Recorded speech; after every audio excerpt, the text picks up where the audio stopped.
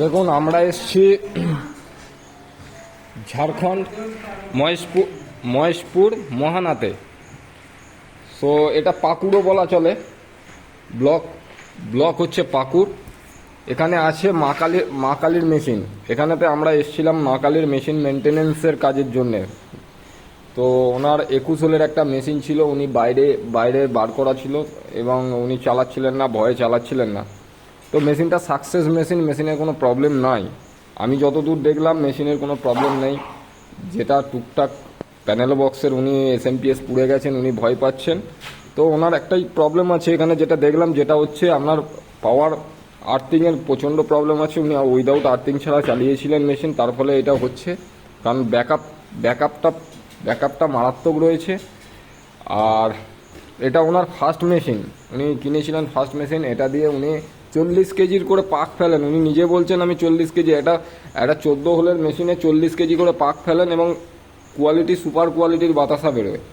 তো এই মেশিনটা তো আশা করি উনি যেটা ভয় পাচ্ছিলেন সেটা আর হবে না, কারণ ওনাকে আমি টোটাল ডিটেলস বলে দিয়েছি যে কিভাবে করতে হবে না করতে হবে।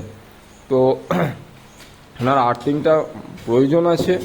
এখানে ভোল্টেজের আপ ডাউনের প্রবলেম আছে, মারাত্মক আপ ডাউনের প্রবলেম আছে। ভোল্টেজের একটা ডিফারেন্স আমি দেখতে পাচ্ছিলাম। Backup earthing total SMPS body হয়ে থাকছে। সো এটার জন্য তো আর্থিং মাস্টলি প্রতিটা যারা মেশিন নিচ্ছেন তাদের জন্যও বলছি, আপনারা মেশিন আর্থিং করবেন। যদি না করে থাকেন তার জন্য কিন্তু আপনাকে ভুগতে হবে। তার জন্য SMPS উঠতে পারে, কন্ট্রোলার উঠতে পারে, বা মোটরের প্রবলেম হতে পারে। এগুলোকে মাথায় রেখে আর্থিংটা করবেন। মেশিন বসানোর আগে আর্থিংটা করবেন। যদি আর্থিং না করেন তাহলে পরবর্তী একটা প্রবলেম ফেস করতে হতে পারে আপনাকে। So it's okay. আর মা কালীর দেখুন, যাদের 2 বছর হয়ে গেছে, 3 বছর হয়ে গেছে, যাদের মেশিন মা কালীর মেশিন নিয়েছেন, মা কালীকে ফোন করছেন, মা কালী আমাদেরকে আমার কন্ট্যাক্ট নাম্বারটা তাদের দিয়ে দিচ্ছে, আপনারা কন্ট্যাক্ট করুন। আমরা মেশিন মেনটেনেন্স করে দিই। গিয়ে ড্রপিং প্রবলেম, প্যানেল বক্সের যদি কোনো প্রবলেম থাকে, প্যানেল বক্সের প্রবলেম, এগুলো করে দিয়ে থাকি আমরা। দেখুন মা কালীর মেশিন, এটাও দেখুন মা কালীর মেশিন। এই দুটোই হচ্ছে মা কালীর মেশিন।